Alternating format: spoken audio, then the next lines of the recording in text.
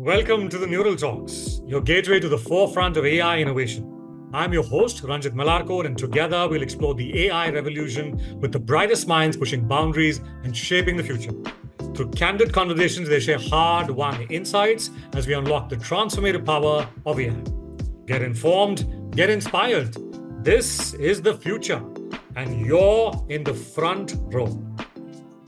Hello and welcome to the Neural Talks. For this edition, we have with us Karthik Subramanian, Group CTO of the Global Fashion Group. Hey, Karthik, totally excited to have you here.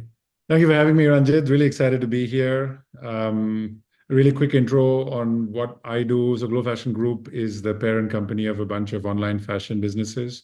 Some of you in India might have heard of Jabong. That used to be part of our group. Myntra now owns Jabong. I've been with the business for the last 13 years. I'm a co-founder at our Southeast Asia business. In Global Fashion Group, we use AI extensively, even before the Gen AI bubble started. We're using a lot of predictive analytics for our pricing, dynamic pricing, yield management, restocking of inventory, search mapping, neural search on our catalogs, matching products to the right customer, recommendations, and all sorts of other areas. Stuff that you'd be very familiar with in an e-commerce sense. If you go to an Amazon website and you search for a product, you see recommendations chasing you. That's AI in action, right? Absolutely. So that's a little bit about me and what I do. Fantastic. That's a pretty comprehensive use of AI across the spectrum of what you do, Karthik. So talking about bubbles, there's this huge explosion of Gen AI all over the world. So wanting to get your perspective on Gen AI versus AI, how should practitioners in product, tech, engineering, and leadership think about this? How should business people think about this? Would love to have you. Sure. From my perspective, as a practitioner, AI is the parent field. AI has been around in the industry for both of us, especially who studied computer science. AI has been around since the 60s. It started with language processing, pattern matching, and a whole bunch of other areas, coupled with parallel computing.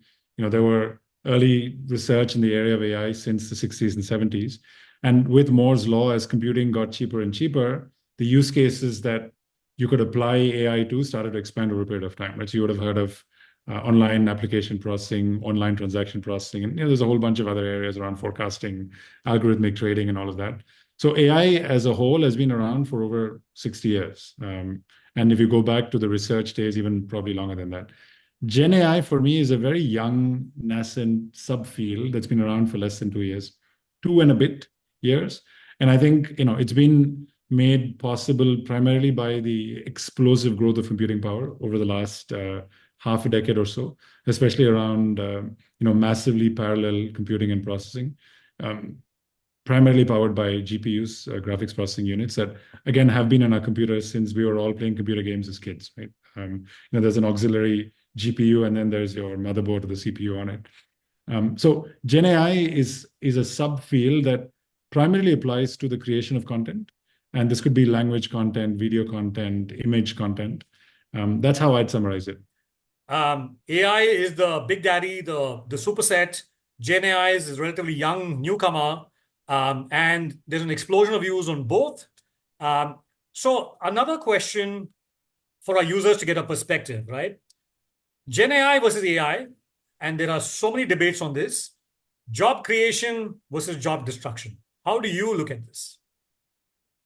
I think that's an excellent question. I mean, much as I said that there's hype around Gen AI, I think it's a really exciting field for those of us that have been, in or associated with computing for, the last 2 decades or 3 decades. This is, for us, it's a bit of a earth-shaking moment in terms of, when the internet came out, a famous journalist said, like, it's only as relevant as a fax machine. I don't know if it was a journalist or an economist.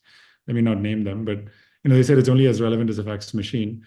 But the internet has made possible things that even in the late 90s, none of us would have even barely imagined. Right? What used to be a defense network for scientists to exchange information and to communicate asynchronously has become the place where many people live their lives. Right? So, and at the beginning stage of the advent of the technology, nobody would have predicted this. This is how life works. Right? No one can predict. No one has a crystal ball. And so I see Gen AI as very much an enabling technology that I know there's a bit of, it can destroy jobs kind of conversations around it. I'd like to think of it as, your job is not going to be replaced by Gen AI for the most part, whether you're at the end of sort of a manual repetitive task or you're a software engineer, there is a risk that Gen AI can do your job better. But my view on this is your job will be replaced by a human being that knows how to employ Gen AI to their benefit, right? So a developer that comes with the Gen AI enabled suite, like GitHub Copilot, for example, will be able to drive outcomes, business outcomes that are much more impactful than someone that's not using it.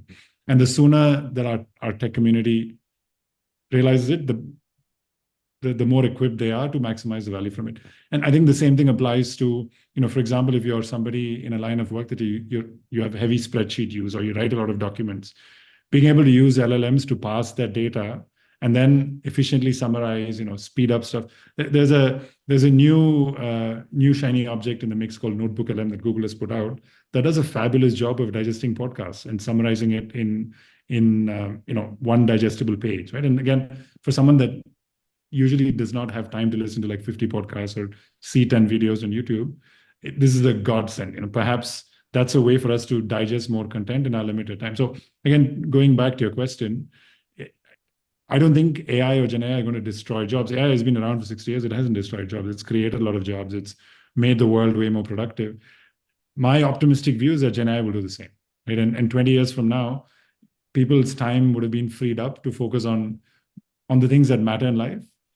And AI and Gen AI can take over the robotic, repetitive, manual tasks that many of us are spending time on, right? No matter what our jobs are. Very succinct. So I think what you're saying in a sense is, don't embrace fear, embrace creativity with AI and see how you can put it to use and sort of improve your efficiency and bring that, to your value that you're actually adding into your workplace or wherever else. So that's what you're saying. So fantastic, Karthik. Thank you so much for your review. Loved having you here and looking forward to having you on more of our podcasts. Ranjit, thank you so much for asking me to be on it, and thanks for listening to my views. I really appreciate it. Hope you enjoyed this episode of the Neural Talks. Hit subscribe or follow us on LinkedIn to stay informed of many more great episodes on AI coming up. We're the Neural, where humans meet AI.